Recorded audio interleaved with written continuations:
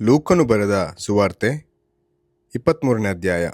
ಪಿಲಾತನು ಯೇಸುವನ್ನು ವಿಚಾರಿಸಿ ಆತನಲ್ಲಿ ಅಪರಾಧವಿಲ್ಲವೆಂದು ಕಂಡರೂ ಆತನಿಗೆ ಮರಣದಂಡನೆಯನ್ನು ವಿಧಿಸಿದ್ದು. ಅಲ್ಲಿ ಕೂಡಿದ್ದವರೆಲ್ಲರೂ ಎದ್ದು ಆತನನ್ನು ಪಿಲಾತನ ಬಳಿಗೆ ತೆಗೆದುಕೊಂಡು ಹೋಗಿ, ಇವನು ತಾನೇ ಕ್ರಿಸ್ತನೆಂಬ ಒಬ್ಬ ಅರಸನಾಗಿದ್ದೇನೆಂದು ಹೇಳುತ್ತಾ ಕೈಸರನಿಗೆ ತಿರುಗಿ ಕೊಡಬಾರದೆಂದು ಬೋಧಿಸುತ್ತಾ, ನಮ್ಮ ದೇಶದವರ ಮನಸ್ಸು ಕೆಡಿಸುವುದನ್ನು ನಾವು ಕಂಡೆವು ಎಂಬುದಾಗಿ ಆತನ ಮೇಲೆ ದೂರು ಹೇಳುವುದಕ್ಕೆ ತೊಡಗಿದರು. ಪಿಲಾತನು ಆತನನ್ನು, ನೀನು ಯಹೂದ್ಯರ ಅರಸನು ಹೌದೋ ಎಂದು ಹೇಳಲು ಆತನು, ನೀನೇ ಹೇಳಿದ್ದಿ ಎಂದು ಉತ್ತರ ಕೊಟ್ಟನು. ಪಿಲಾತನು ಮಹಾಯಾಜಕರಿಗೂ ಜನರ ಗುಂಪಿಗೂ, ಈ ಮನುಷ್ಯನಲ್ಲಿ ನನಗೆ ಯಾವ ಅಪರಾಧವೂ ಕಾಣಿಸುವುದಿಲ್ಲವೆಂದು ಹೇಳಿದನು. ಅದಕ್ಕೆ ಅವರು, ಗಲಿಲಾಯದಲ್ಲಿ ಪ್ರಾರಂಭ ಮಾಡಿ ಇಲ್ಲಿಯವರೆಗೂ ಯೂದಾಯ ಸೀಮೆಯಲ್ಲೆಲ್ಲ ಇವನು ಬೋಧನೆ ಮಾಡುತ್ತಾ ಜನರ ಮನಸ್ಸನ್ನು ಕದಲಿಸುತ್ತಾನೆ ಎಂದು ಇನ್ನೂ ಒತ್ತಿ ಹೇಳಿದರು.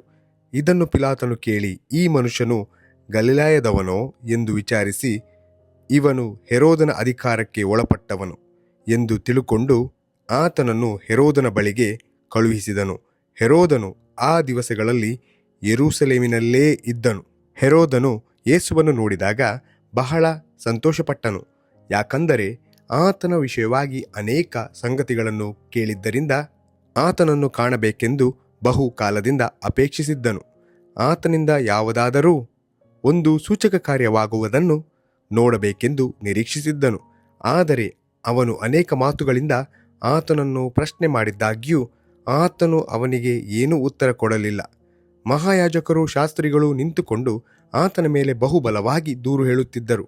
ಕಡೆಗೆ ಹೆರೋದನು ತನ್ನ ಸಿಪಾಯಿಗಳನ್ನು ಕೂಡಿಕೊಂಡು ಆತನನ್ನು ತಿರಸ್ಕರಿಸಿ ಹಾಸ್ಯ ಮಾಡಿ ಶೋಭಾಯಮಾನವಾದ ಉಡುಪನ್ನು ಹಾಕಿಸಿ ಪಿಲಾತನ ಬಳಿಗೆ ತಿರುಗಿ ಕಳುಹಿಸಿಕೊಟ್ಟನು. ಅದೇ ದಿನದಲ್ಲಿ ಹೆರೋದನು ಪಿಲಾತನು ಒಬ್ಬರಿಗೊಬ್ಬರು ಸ್ನೇಹಿತರಾದರು. ಅದಕ್ಕಿಂತ ಮೊದಲು ವೈರಿಗಳಾಗಿದ್ದರು. ತರುವಾಯ ಪಿಲಾತನು ಮಹಾಯಾಜಕರನ್ನು, ಅಧಿಕಾರಿಗಳನ್ನು, ಪ್ರಜೆಗಳನ್ನು ಒಟ್ಟಾಗಿ ಕರೆಯಿಸಿ ಅವರಿಗೆ, ಈ ಮನುಷ್ಯನು ಪ್ರಜೆಗಳನ್ನು ತಿರುಗಿ ಬೀಳುವಂತೆ ಮಾಡುವವನು ಎಂದು ಇವನನ್ನು ನನ್ನ ಬಳಿಗೆ ತಂದಿದ್ದೀರಲ್ಲ. ನೀವು ಇವನ ಮೇಲೆ ತಂದ ದೂರುಗಳ ವಿಷಯವಾಗಿ ನಾನು ನಿಮ್ಮ ಮುಂದೆಯೇ ವಿಚಾರಣೆ ಮಾಡಿದರೂ ಇವನಲ್ಲಿ ಒಂದು ತಪ್ಪಾದರೂ ನನಗೆ ಕಾಣಲಿಲ್ಲ. ಹೆರೋದನಿಗಾದರೂ ಕಾಣಲಿಲ್ಲ. ಅವನು ಇವನನ್ನು ಹಿಂತಿರುಗಿ ನಮ್ಮ ಬಳಿಗೆ ಕಳುಹಿಸಿದನಲ್ಲ. ಇವನು ಮರಣದಂಡನೆಗೆ ಯೋಗ್ಯವಾದದ್ದೇನೂ ಮಾಡಿದವನಲ್ಲವೆಂದಾಯಿತು. ಆದದರಿಂದ ನಾನು ಇವನನ್ನು ಓಡಿಸಿ ಬಿಟ್ಟು ಬಿಡುತ್ತೇನೆ ಎಂದು ಹೇಳಿದನು. ಆದರೆ ಅವರು, ಅವನನ್ನು ಕೊಲ್ಲಿಸು, ನಮಗೆ ಬರಬ್ಬನನ್ನು ಬಿಟ್ಟುಕೊಡು ಎಂದು ಒಟ್ಟಾಗಿ ಕೂಗಿದರು. ಈ ಬರಬ್ಬನನ್ನು ಆ ಪಟ್ಟಣದಲ್ಲಿ ನಡೆದ ಒಂದಾನೊಂದು ದಂಗೆಯ ನಿಮಿತ್ತವಾಗಿಯೂ ಕೊಲೆಯ ನಿಮಿತ್ತವಾಗಿಯೂ ಸೆರೆಮನೆಯಲ್ಲಿ ಹಾಕಿದ್ದರು. ಪಿಲಾತನು ಯೇಸುವನ್ನು ಬಿಡಿಸಬೇಕೆಂದು ಮನಸ್ಸುಳ್ಳವನಾಗಿದ್ದು ತಿರುಗಿ ಅವರ ಸಂಗಡ ಮಾತಾಡಿದನು. ಆದರೆ ಅವರು ಅವನನ್ನು ಶಿಲುಬೆಗೆ ಹಾಕಿಸು, ಶಿಲುಬೆಗೆ ಹಾಕಿಸು ಎಂದು ಕೂಗುತ್ತಿದ್ದರು.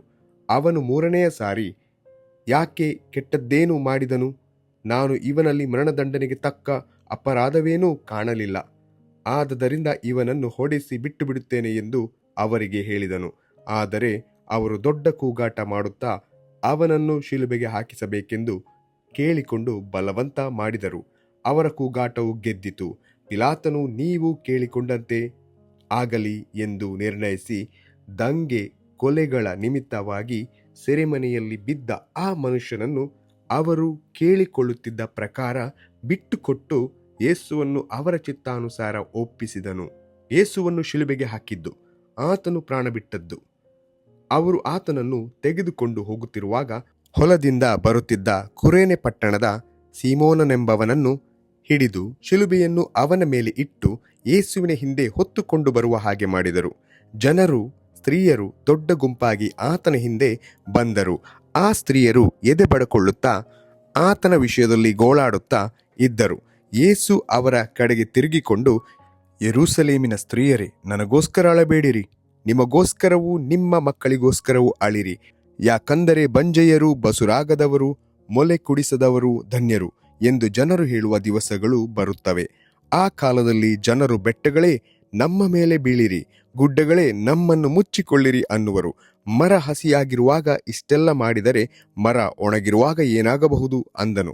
ಆತನ ಸಂಗಡ ಕೊಲ್ಲುವುದಕ್ಕಾಗಿ ದುಷ್ಕರ್ಮಿಗಳಾಗಿದ್ದ ಬೇರೆ ಇಬ್ಬರನ್ನು ತೆಗೆದುಕೊಂಡು ಹೋದರು. ಅವರು ಕಪಾಲವೆಂಬ ಸ್ಥಳಕ್ಕೆ ಬಂದಾಗ ಅಲ್ಲಿ ಆತನನ್ನು ಆ ದುಷ್ಕರ್ಮಿಗಳನ್ನು ಶಿಲುಬೆಗೆ ಹಾಕಿದರು. ಒಬ್ಬನನ್ನು ಆತನ ಬಲಗಡೆಯಲ್ಲಿ, ಒಬ್ಬನನ್ನು ಆತನ ಎಡಗಡೆಯಲ್ಲಿ ಹಾಕಿದರು. ಆಗ ಯೇಸು, ತಂದೆಯೇ, ಅವರಿಗೆ ಕ್ಷಮಿಸು, ತಾವು ಏನು ಮಾಡುತ್ತೇವೆಂಬುದನ್ನು ಅರಿಯರು ಅಂದನು. ಆಮೇಲೆ ಆತನ ಬಟ್ಟೆಗಳನ್ನು ಪಾಲು ಮಾಡಿ ಚೀಟು ಹಾಕಿದರು. ಜನರು ನೋಡುತ್ತಾ ನಿಂತರು. ಇದಲ್ಲದೆ ಅಧಿಕಾರಿಗಳು ಹಾಸ್ಯ ಮಾಡಿ, ಅವನು ಮತ್ತೊಬ್ಬರನ್ನು ರಕ್ಷಿಸಿದನು, ಅವನು ದೇವರಾರಿಸಿಕೊಂಡ ಕ್ರಿಸ್ತನು ಆಗಿದ್ದರೆ ತನ್ನನ್ನು ತಾನೇ ರಕ್ಷಿಸಿಕೊಳ್ಳಲಿ ಅಂದರು. ಸಿಪಾಯಿಗಳು ಆತನನ್ನು ಹಾಸ್ಯ ಮಾಡಿದರು. ಅವರು ಆತನ ಹತ್ತಿರ ಬಂದು ಹುಳಿ ಮದ್ಯವನ್ನು ತೋರಿಸಿ, ನೀನು ಯಹೂದ್ಯರ ಅರಸನಾಗಿದ್ದರೆ ನಿನ್ನನ್ನು ರಕ್ಷಿಸಿಕೋ ಅಂದರು. ಇದಲ್ಲದೆ ಆತನ ಮೇಲ್ಗಡೆಯಲ್ಲಿ ಇವನು ಯಹೂದ್ಯರ ಅರಸನು ಎಂಬುದಾಗಿ ಒಂದು ವಿಳಾಸವಿತ್ತು. ತೂಗ ಹಾಕಿದ್ದ ಆ ದುಷ್ಕರ್ಮಿಗಳಲ್ಲಿ ಒಬ್ಬನು ಆತನನ್ನು ದೂಷಿಸಿ, ನೀನು ಬರಬೇಕಾದ ಕ್ರಿಸ್ತನಲ್ಲವೇ? ನಿನ್ನನ್ನು ರಕ್ಷಿಸಿಕೋ, ನಮ್ಮನ್ನು ರಕ್ಷಿಸು ಎಂದು ಹೇಳಿದ್ದಕ್ಕೆ ಎರಡನೆಯವನು ಅವನನ್ನು ಗದರಿಸಿ, ನೀನು ಇದೇ ದಂಡನೆಯಲ್ಲಿರುವಾಗಲೂ ದೇವರಿಗೆ ಹೆದರುವುದಿಲ್ಲವೋ? ನಾವಂತೂ ನ್ಯಾಯವಾಗಿ ದಂಡನೆಯಲ್ಲಿದ್ದೇವೆ. ನಾವು ಮಾಡಿದ್ದಕ್ಕೆ ತಕ್ಕ ಪ್ರತಿಫಲವನ್ನು ಹೊಂದುತ್ತಾ ಇದ್ದೇವೆ. ಈತನಾದರೋ ಅಲ್ಲದ್ದೇನೂ ಮಾಡಲಿಲ್ಲ ಎಂದು ಹೇಳಿ, ಯೇಸುವೆ, ನೀನು ನಿನ್ನ ರಾಜ್ಯವನ್ನು ಪಡೆದವನಾಗಿ ಬರುವಾಗ ನನ್ನನ್ನು ನೆನೆಸಿಕೋ ಅಂದನು. ಅದಕ್ಕೆ ಯೇಸು, ಈ ಹೊತ್ತೇ ನನ್ನ ಸಂಗಡ ಪರದೈಸಿನಲ್ಲಿರುವಿ ಎಂದು ನಿನಗೆ ಸತ್ಯವಾಗಿ ಹೇಳುತ್ತೇನೆ ಎಂದು ಉತ್ತರ ಕೊಟ್ಟನು. ಇಷ್ಟರಲ್ಲಿ ಹೆಚ್ಚು ಕಡಿಮೆ ಮಧ್ಯಾಹ್ನವಾಯಿತು. ಆಗಲಿಂದ ಸೂರ್ಯನು ಕಾಂತಿಗುಂದಿ 3 ಗಂಟೆಯ ತನಕ ಆ ದೇಶದ ಮೇಲೆಲ್ಲ ಕತ್ತಲೆ ಕವಿಯಿತು. ಇದಲ್ಲದೆ ದೇವಾಲಯದ ತೆರೆಯು ನಡುವೆ ಹರಿದು ಹೋಯಿತು.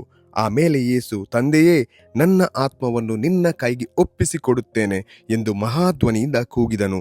ಇದನ್ನು ಹೇಳಿದ ಮೇಲೆ ಪ್ರಾಣಬಿಟ್ಟನು. ಶತಾಧಿಪತಿಯು ನಡೆದ ಸಂಗತಿಯನ್ನು ನೋಡಿ, ಈ ಮನುಷ್ಯನು ಸತ್ಪುರುಷನೇ, ನಿಜ ಎಂದು ದೇವರನ್ನು ಕೊಂಡಾಡಿದನು. ಈ ನೋಟಕ್ಕಾಗಿ ಕೂಡಿ ಬಂದಿದ್ದ ಜನರೆಲ್ಲರೂ ನಡೆದ ಸಂಗತಿಯನ್ನು ನೋಡಿ ಎದೆ ಬಡಕೊಳ್ಳುತ್ತಾ ಹಿಂತಿರುಗಿ ಹೋದರು. ಇದಲ್ಲದೆ ಆತನ ಪರಿಚಿತಿಯವರೆಲ್ಲರೂ, ಗಲಿಲಾಯದಿಂದ ಆತನ ಹಿಂದೆ ಬಂದಿದ್ದ ಸ್ತ್ರೀಯರು ದೂರದಲ್ಲಿ ನಿಂತು ಈ ಸಂಗತಿಗಳನ್ನು ನೋಡುತ್ತಿದ್ದರು. ಯೇಸುವನ್ನು ಸಮಾಧಿಯಲ್ಲಿ ಇಟ್ಟದ್ದು. ಅರಿಮಥಾಯವೆಂಬ ಯಹೂದ್ಯರದೊಂದು ಪಟ್ಟಣದ ಒಬ್ಬ ಮನುಷ್ಯನಿದ್ದನು. ಅವನ ಹೆಸರು ಯೋಸೇಫನು. ಅವನು ಹಿರೀಸಭೆಯವನು, ಉತ್ತಮನು, ಸತ್ಪುರುಷನು, ದೇವರ ರಾಜ್ಯವನ್ನು ಎದುರು ನೋಡುತ್ತಿದ್ದವನು. ಅವನು ಹಿರೀಸಭೆಯವರ ಆಲೋಚನೆಗೂ ಕೃತ್ಯಕ್ಕೂ ಸಮ್ಮತಿಪಟ್ಟಿರಲಿಲ್ಲ. ಅವನು ಪಿಲಾತನ ಬಳಿಗೆ ಹೋಗಿ ಯೇಸುವಿನ ದೇಹವನ್ನು ತನಗೆ ಕುಡಿಸಬೇಕೆಂದು ಬೇಡಿಕೊಂಡು ಅದನ್ನು ಇಳಿಸಿ ನಾರುಮಡಿಯಲ್ಲಿ ಸುತ್ತಿ ಬಂಡೆಯಲ್ಲಿ ತೋಡಿದ್ದ ಸಮಾಧಿಯಲ್ಲಿ ಇಟ್ಟನು. ಅದರಲ್ಲಿ ಅದುವರೆಗೆ ಯಾರನ್ನೂ ಮಲಗಿಸಿರಲಿಲ್ಲ. ಆ ದಿನವು ಸೌರಣೆಯ ದಿನವಾಗಿತ್ತು ಮತ್ತು ಸಬ್ಬತ್ ದಿನ ಪ್ರಾರಂಭವಾಗುವುದಕ್ಕೆ ಸ್ವಲ್ಪ ಹೊತ್ತು ಮಾತ್ರ ಇತ್ತು. ಹೀಗಿರುವಲ್ಲಿ ಗಲಿಲಾಯದಿಂದ ಆತನ ಸಂಗಡ ಬಂದಿದ್ದ ಸ್ತ್ರೀಯರು ಜೊತೆಯಲ್ಲಿ ಹಿಂದೆಯೇ ಹೋಗಿ ಆ ಸಮಾಧಿಯನ್ನು ಆತನ ದೇಹವನ್ನಿಟ್ಟ ರೀತಿಯನ್ನು ನೋಡಿ ಹಿಂತಿರುಗಿ ಬಂದು ಪರಿಮಳ ದ್ರವ್ಯಗಳನ್ನು, ಸುಗಂಧ ತೈಲವನ್ನು ಸಿದ್ಧ ಮಾಡಿಕೊಂಡರು ಎಂಬುದೇ.